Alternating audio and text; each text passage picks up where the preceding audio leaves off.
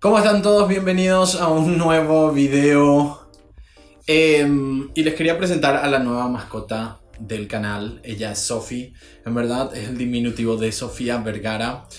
Y es mi nueva perrita, que es una Beagle. Y nada más quería presentarles. Es un desastre, pero súper amorosa.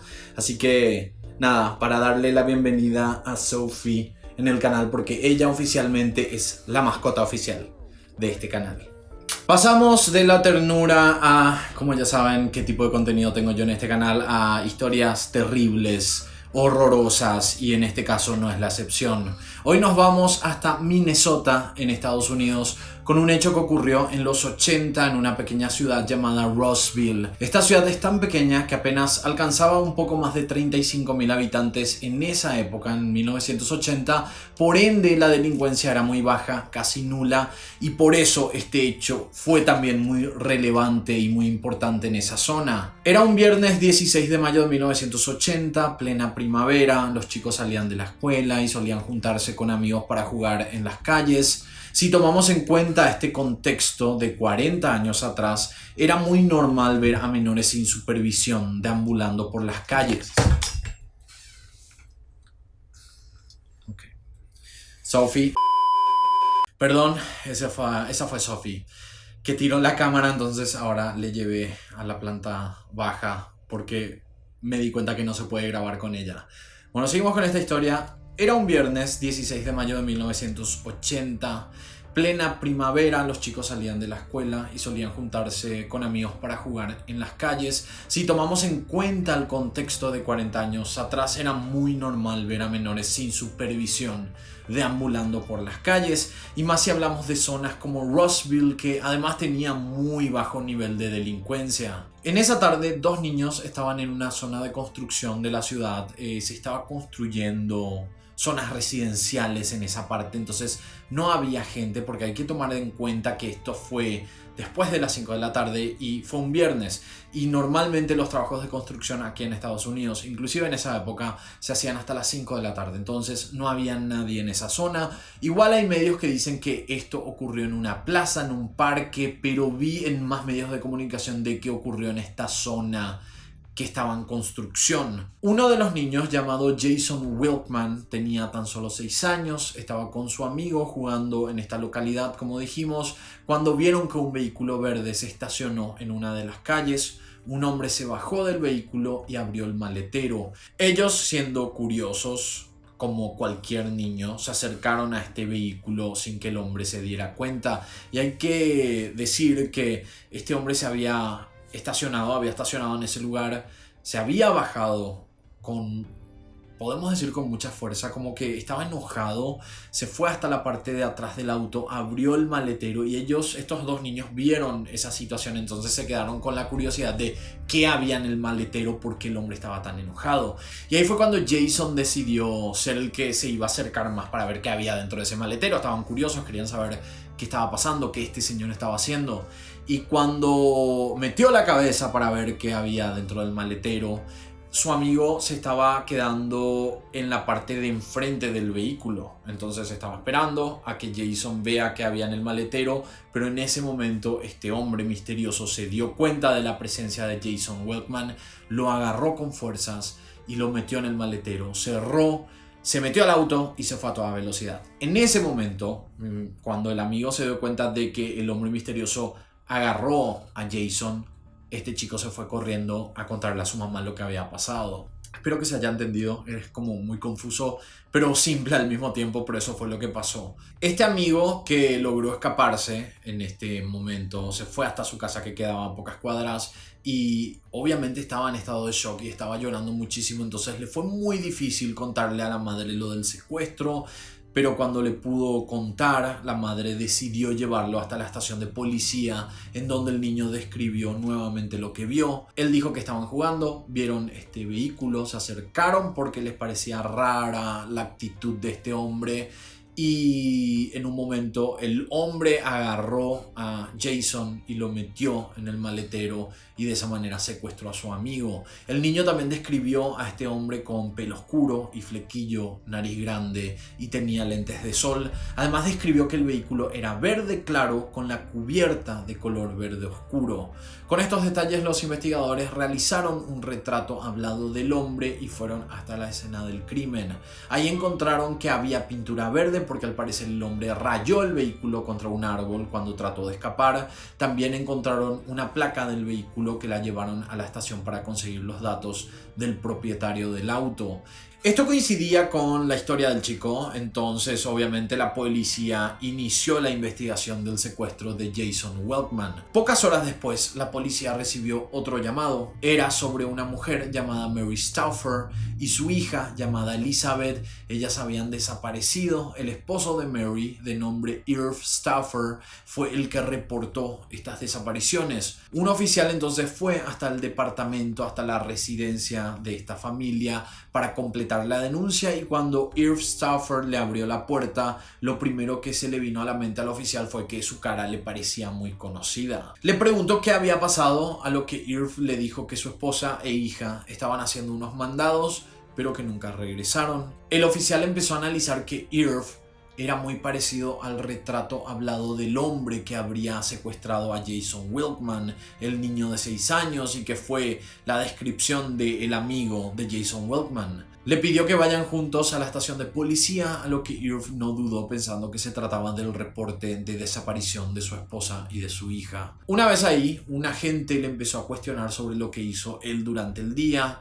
Simplemente dijo que estuvo trabajando y que cuando llegó a la casa no vio ni a su esposa ni a su hija. El hijo que tienen juntos, de tan solo 3 años, estaba en la guardería y la esposa no lo había buscado, lo cual le pareció muy extraño y por eso decidió reportar esta desaparición. El agente le preguntó sobre el vehículo que su esposa estaba manejando, a lo que Irv le dijo que era un Ford LTD 1973. Le preguntó de qué color era, a lo que él le respondió que era verde. El agente le preguntó si era completamente verde o tenía otros colores, a lo que Irv le dijo que era verde claro con la cubierta verde oscura. Era exactamente la descripción del vehículo del secuestro de Jason Welkman. ¿Podía ser el mismo auto? Esto es lo que se preguntaba la policía en ese momento, o simplemente una coincidencia. O quizás la esposa que había desaparecido estaba involucrada de alguna manera en este secuestro también, o quizás Irv era el responsable. Todo era muy nuevo para ese momento, a esa altura de la investigación. Los agentes llevaron a Irv Stauffer hasta otra sala y le pidieron que se hiciera una prueba del polígrafo, a lo que él aceptó,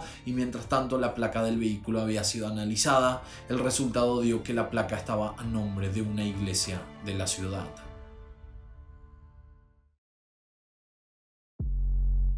Hablemos de las 3 víctimas de este caso. Hasta ese momento la policía tenía dudas de si todo era una coincidencia o si realmente ambos casos estaban enlazados. Jason Welkman tenía solo 6 años al momento del secuestro, era un niño carismático y su familia lo describía como a un chico que estaba enamorado de la vida porque se pasaba sonriendo y disfrutando. No hay muchos datos de la familia Welkman, solo se sabe que para 1980 vivían a las afueras de Roseville y que en ese día Jason había ido a la ciudad para visitar a su amigo que tenía la misma edad que él.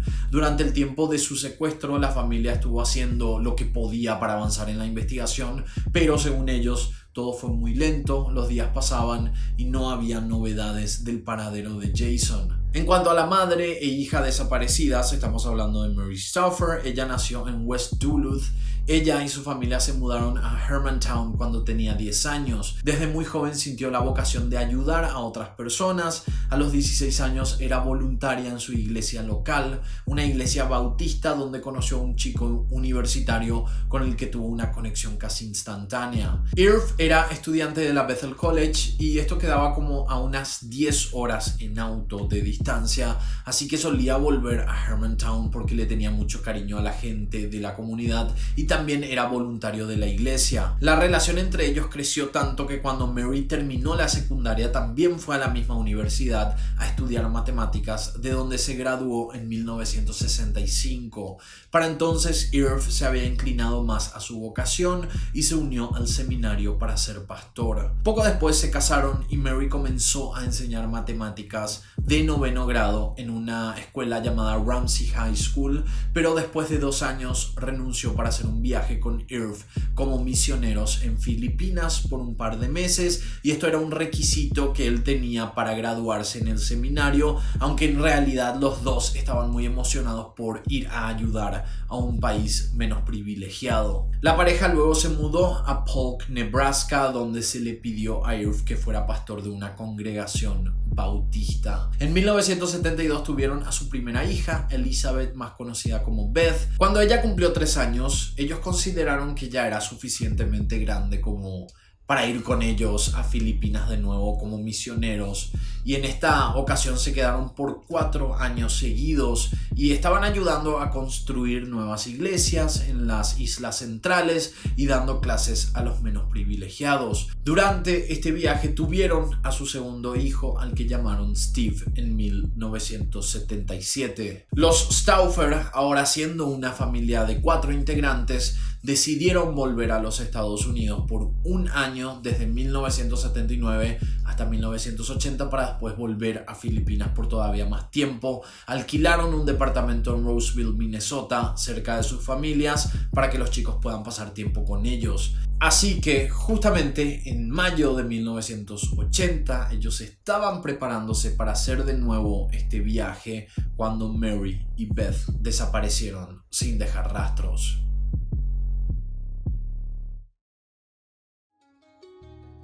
La investigación casi no avanzaba, a pesar de que Irv había pasado la prueba del polígrafo. Los medios de comunicación empezaron a comparar su foto con la del retrato hablado porque eran muy similares, y pueden ver en pantalla que alguna similitud tenía, creo yo.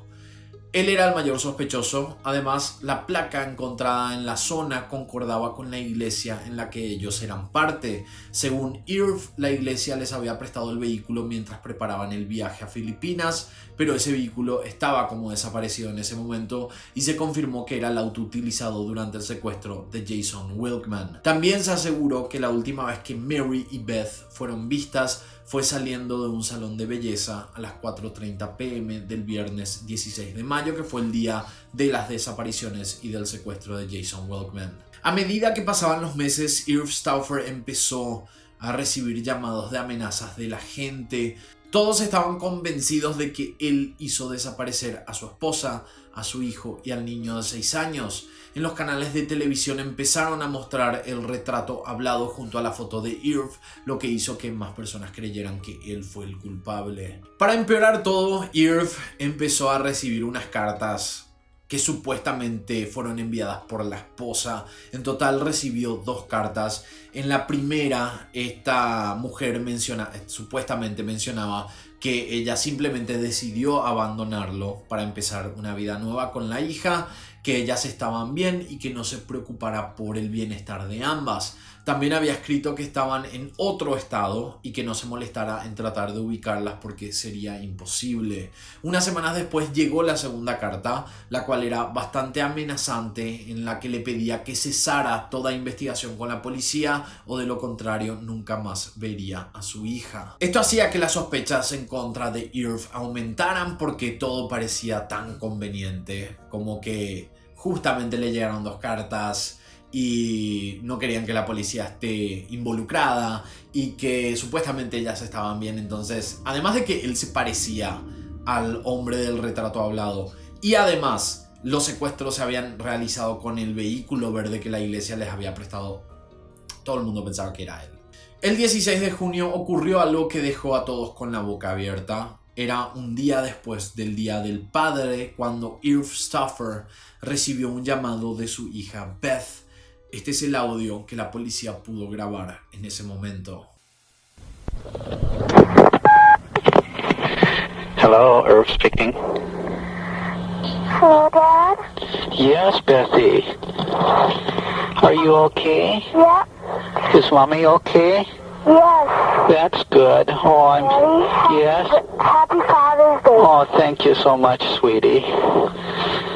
You're fine, Dad. Oh, I'm so glad. We can't talk anymore. When can you come home? I don't know. Can I talk? Talk in milk, okay, Dad? Can I talk to him? No. Okay, you call again. See you soon. Okay. Bye. Bye-bye, sweetie. La hija le dijo feliz día del padre y se notaba como que estaba bien ella.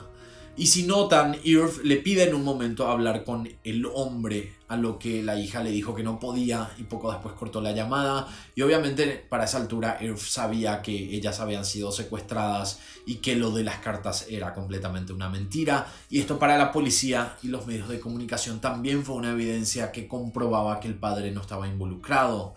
Pero de igual manera no había nada nuevo en la investigación. Tuvieron que pasar 3 semanas para que una nueva llamada llegara, pero esta vez de parte de Mary a la policía.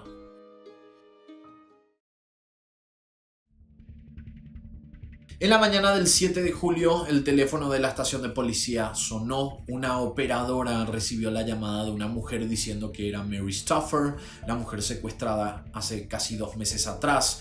Cuando uno de los agentes se puso al teléfono, lo primero que le preguntaron fue si Jason Welkman, el niño de 6 años, estaba con ellos, pero Mary les dijo que no, que la última vez que lo vieron fue el día del secuestro. Ella les dio la dirección de donde estaban y varias patrullas fueron directamente hasta ese lugar, encontrándose con Mary Stoffer y su hija Beth escondidas detrás de un antiguo vehículo que estaba estacionado en esa residencia. Y pronto, por la dirección, por la ubicación y por todos los detalles que encontraron en este lugar, pudieron identificar fácilmente al secuestrador.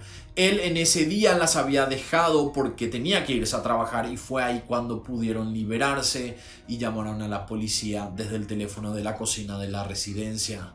Las autoridades después fueron hasta la tienda donde trabajaba este hombre y lo arrestaron por el secuestro de Mary, de Beth y de Jason. Él era Ming Sen Shu, un hombre de 29 años, de nacionalidad taiwanesa estadounidense. Había nacido en Taiwán, pero a los 8 años viajó a Estados Unidos con su familia. Su padre, que era un profesor de la Universidad de Minnesota, falleció en 1961 cuando Ming tenía 11 años. Él tenía 2 hermanos con los que era bastante violento.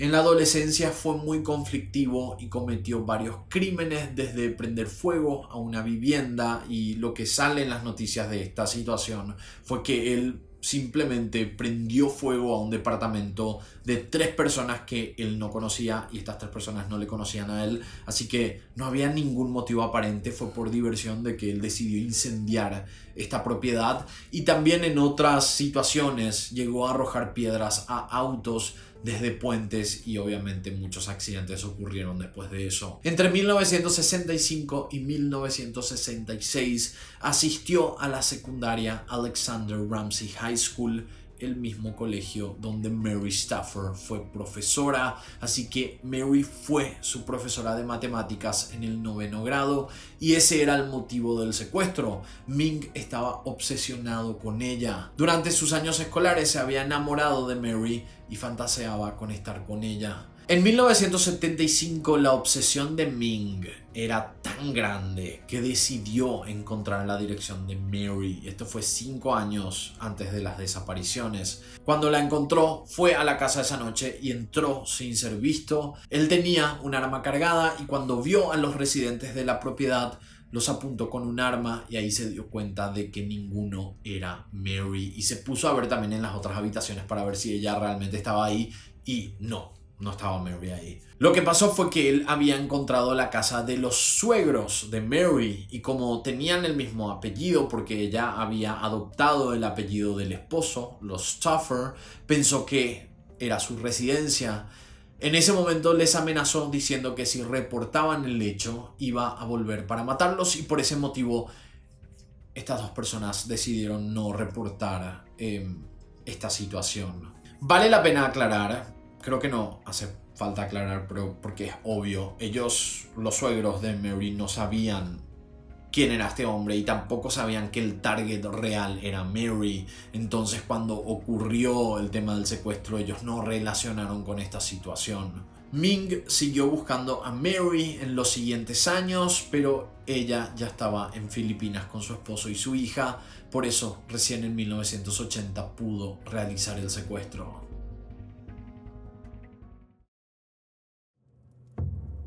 Bueno, ahora que ya sabemos casi toda la historia prácticamente, yo sé que la parte más interesante de estas historias de secuestros es cómo ocurrió y qué pasó durante el secuestro, así que voy a contarles ahora qué ocurrió con Mary y con Beth durante esos 53 días que duró este secuestro. Ese 16 de mayo Mary estuvo muy ocupada con los preparativos para el viaje de vuelta a Filipinas, ya tenía todas las cosas del departamento empacadas en cajas. En la mañana llevó a su hijo menor Steven a cortarse el pelo mientras su hermana Beth estaba en la escuela, y a la tarde hizo lo mismo con ella. Fueron juntas a Carmen's Beauty Salon en la avenida Cleveland mientras el hijo estaba en el jardín de infantes. Todo estaba calculado para que la familia esté lista y presentable para otros 4 años de misiones en el extranjero.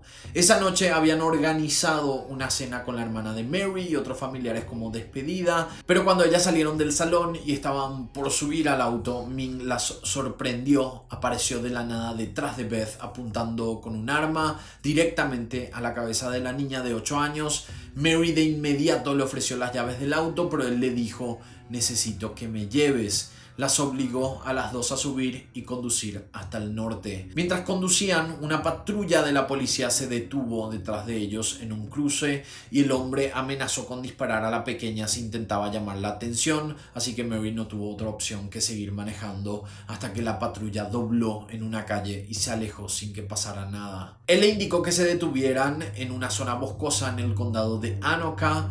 Las hizo bajar, las ató y las metió en el maletero. Entonces siguió el trayecto, esta vez con él al volante, y obviamente las mujeres estaban ya atadas en el maletero. Mary comenzó a rezar en voz alta para darle tranquilidad a la hija, pero también empezó a hacer esto de rezar en voz alta para que Ming no escuchara que ella estaba intentando de liberar a su hija y también liberarse a ella misma. Justo cuando logró liberar las manos de Beth, sintieron que el auto se detuvo. El hombre abrió la cajuela furioso por el ruido, las amordazó con cinta adhesiva y les tiró encima la llanta de auxilio, exigiendo que se quedaran quietas si no querían que les disparara. Fue en ese momento cuando ocurrió el secuestro de Jason Wilkman, o sea que ellos estuvieron viendo toda esta escena de Ming estando enojado, la mujer rezando en voz alta, haciendo mucho ruido. Entonces le llamó la atención a los niños y ahí fue el momento en que Jason Wilkman fue secuestrado y que el otro chico fue el que vio toda esta situación y contó a la policía. Cuando Jason ya estaba dentro del maletero, Mary trató de comunicarse con este chico, pero estaba demasiado asustado, no podía parar de llorar. En un momento el niño le dijo: necesito volver a casa porque mañana tengo que visitar a mi abuelito. Súper triste, súper fuerte. El vehículo volvió a la zona boscosa y el hombre se bajó y sacó a Jason del auto, y esa fue la última vez que lo vieron con vida. Después de unos minutos sintieron que el conductor volvió a subir y siguió manejando, pero ya no había ninguna señal de Jason Wilkman. Hicieron una parada más donde abandonaron el auto verde y la subió en la parte trasera de una van sin ventanas, en la que las llevó a una tienda de electrónica llamada Sound Equipment Services, que justamente era su propia tienda. Ahí les permitió usar el baño y les dio algo de beber antes de vendarles los ojos y regresar a la camioneta. Finalmente, horas después llegaron a una casa. El captor las llevó a un dormitorio del segundo piso donde las encadenó dentro de un armario y quitó la perilla de la puerta desde adentro para encerrarlas. El armario tenía 2 almohadas, una alfombra y una frazada, lo que quería decir que esto estaba completamente planeado para secuestrar por lo menos a Mary. No se sabe exactamente si quería secuestrar a la menor también, pero la idea era secuestrar a Mary. Esa primera noche no pasó nada. Ming se fue a dormir y al día siguiente iba a comenzar el tormento de Mary y Beth.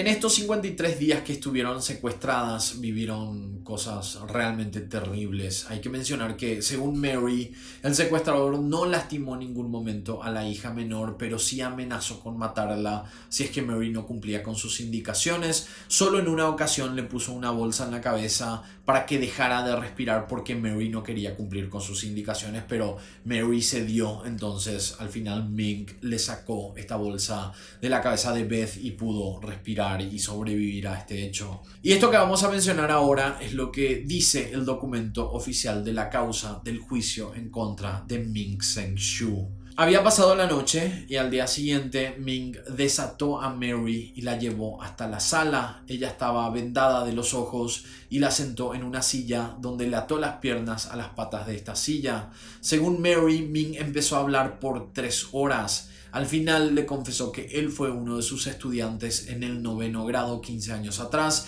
y que el motivo del secuestro era por venganza. Primero porque le dio una nota baja en uno de los exámenes, lo cual no le permitió entrar a una universidad renombrada, y según él fue la culpa de Mary. Lo segundo, que Mink supuestamente había creado una fórmula matemática en 9º grado en ese año y que no recibió el reconocimiento debido por parte de ella. Supuestamente estas eran las 2 razones por las cuales él la había secuestrado, pero obviamente nosotros ya hablamos de los motivos. Él estaba obsesionado con esta mujer, podemos decir que estaba mal de la cabeza, y esto era como una manera de buscar excusas para que el secuestro tenga validez, por decir de alguna manera. Hay que mencionar que Mink grabó en video estas conversaciones que tenía con Mary y que fueron ocurriendo casi diariamente. Además, en múltiples ocasiones abusó de ella, lo cual también fue filmado. Una de las cosas que Mink le dijo a Mary fue que estaba filmando para que cuando él las liberara y su rabia volviera, entonces él iba a usar estos videos para recordar que ella se había desquitado con ella, entonces no iba a necesitar volver a secuestrarla o hacerle daño. La segunda razón era para que Mary no lo denunciara, porque si lo hacía iba a filtrar el video. Y estamos hablando de los años 80, lo que quiere decir que no sé si había internet, o por lo menos si había internet, no, obviamente no estaba muy avanzado como es ahora. Entonces yo creo que la filtración de estos videos iba a ser de una manera más manual, como hacer copias en cassettes y enviárselas a familiares y amigos. Me supongo que de esta manera él pensaba que iba a filtrar estos videos. En esas semanas fue cuando escribió las 2 cartas al esposo por órdenes de Mink y una carta más que fue enviada a los padres de Mary con la misma intención: intentar crear una historia de que Mary había decidido rehacer su vida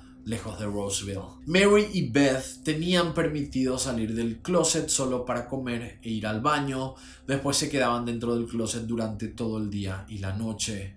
En ese momento Mink hacía su vida normal, iba a la tienda de la que él era dueño y no daba señales de que tenía secuestrada a Mary y Beth. La gente que fue interrogada y que tuvo contacto con Mink mencionó que lo veían normal, sin indicios de paranoia o señales de que estaba cometiendo un crimen. El 7 de junio Mink tenía que ir a Chicago a una feria de empleos. Él tenía que presentarse como una de las empresas que ofrecía trabajo, y como tenía a las 2 mujeres secuestradas, entonces alquiló una van y se fue a Chicago con ellas. Y hay que mencionar que él sabía que él estaba cometiendo un riesgo en hacer esto, no solo porque lo podrían descubrir, porque en cualquier momento un policía podía detenerlos, pero también porque tenía el riesgo de que el crimen se convierta en un crimen federal, porque cuando, a ver cómo puedo decir para que se entienda esto, no es tan complicado. Cuando cometes un crimen acá en Estados Unidos y es en un estado, se te va a juzgar en ese estado, pero cuando el crimen ocurre en más de un estado, y en este caso él pasó de Minnesota a Chicago, entonces se convierte en un crimen federal y obviamente las penas son más fuertes y más largas. Mientras él se presentaba en esta feria de trabajo, Mary y Beth estaban encadenadas dentro de esta van. Volvieron a la casa el 14 de junio y 2 días después fue cuando dejó a Beth que llamara a su padre por el Día del Padre, y que fue el audio que escuchamos hace un rato. El 7 de julio, Ming fue a trabajar y Mary pudo sacar el gancho que mantenía bloqueada la puerta del closet. Aunque tenía mucho miedo de que Ming siguiera en la casa, se arriesgó y fue hasta la cocina donde hizo el llamado a la policía. Cuando Mary vio que nadie estaba en la casa, entonces decidió salir al garaje, donde se escondió con Beth hasta que la policía llegó. Así, Mary y Beth fueron rescatadas y Ming poco después fue llevado a prisión.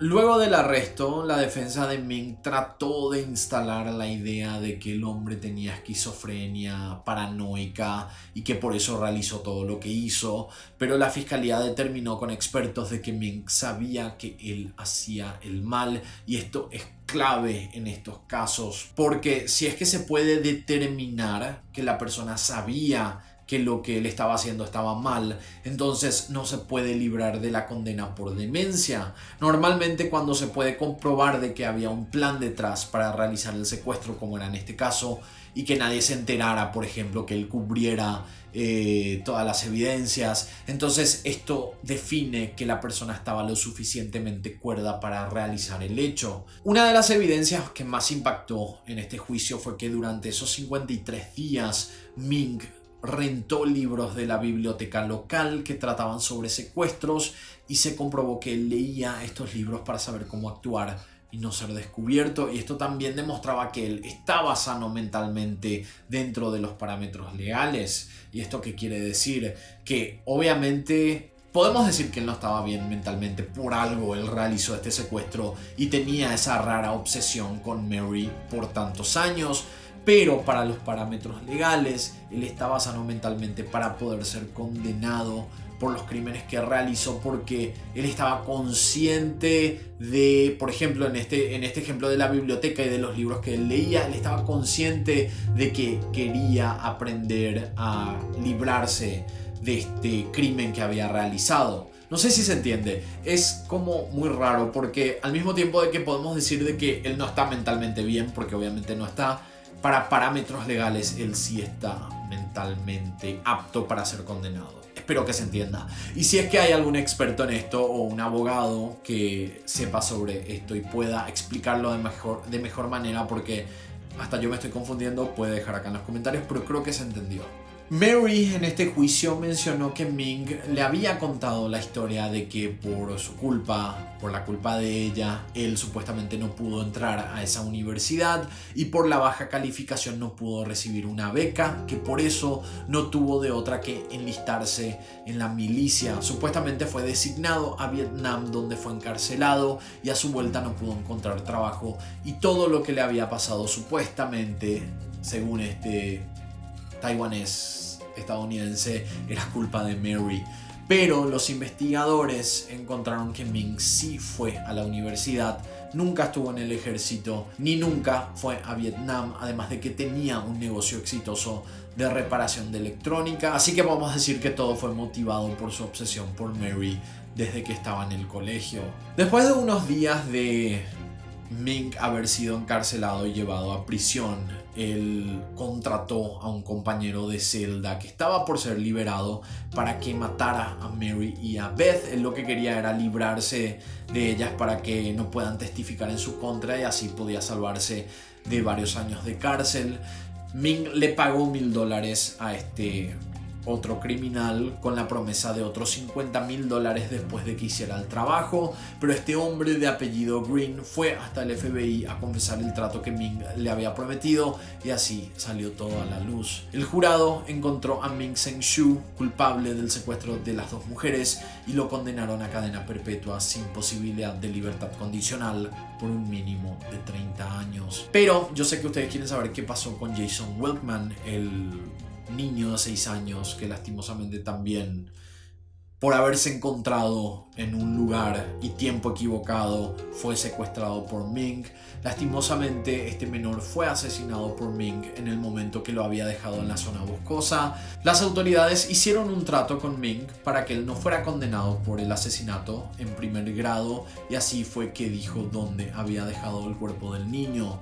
La autopsia determinó que la muerte se debió a un traumatismo craneal, lo que quiere decir que Ming lo golpeó con algo contundente. Ming Zheng-Shu se encuentra actualmente en la Penitenciaría Federal de Seguridad Media en Marion, Illinois, y luego de varios años el tribunal le negó la libertad condicional por su condición mental. Los Stauffer permanecieron en Estados Unidos hasta jubilarse. Ahora viven en la misma casa de Hermantown en la que creció Mary. Ellos rechazaron la oportunidad de presentar una demanda civil a pesar de que el negocio de Shu valía $250,000. Si era yo y había sido yo el secuestrado, de una le hacía la demanda, por lo menos para sacarle el dinero, porque si sabemos que va a estar de por vida en la cárcel, por lo menos que le afecten algo. No es ni siquiera por el dinero, es para que haya valido la pena, por decir de alguna manera, que no sé, te secuestraron por 2 meses. Digo yo, no sé qué ustedes opinan de esto. En el año 2019 se estrenó Abducted: The Mary Stauffer Story, una película de ficción con Alyson Hannigan como protagonista, donde recrearon todo lo que vivieron Mary y su hija en manos de Ming Zheng-Shu. Hasta aquí el caso del día de hoy. Como saben, pueden dejar sus comentarios referentes a esta historia, dejen un like que ayuda a que el video se vea más, y suscríbanse si todavía no lo están, que se vienen muchos más videos de esta temática. Y también tenemos un video más de Bajo las Redes, que es la nueva serie que tenemos en este canal. De esta manera nosotros nos encontraremos en la próxima historia.